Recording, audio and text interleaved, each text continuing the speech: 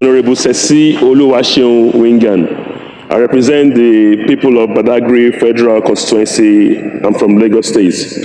Mr. Speaker, I rise this morning to lay this petition before this Honorable House, signed by Abdul Hamid Bello on the petition on the alleged collusion, negligence, and failure of EFCC to investigate multiple fraud petitions against Property World Africa Network, P1, real estate company, while a whistleblower is criminally targeted and remanded. I seek the leave of the House to lay this petition. Thank you. The leave is hereby granted.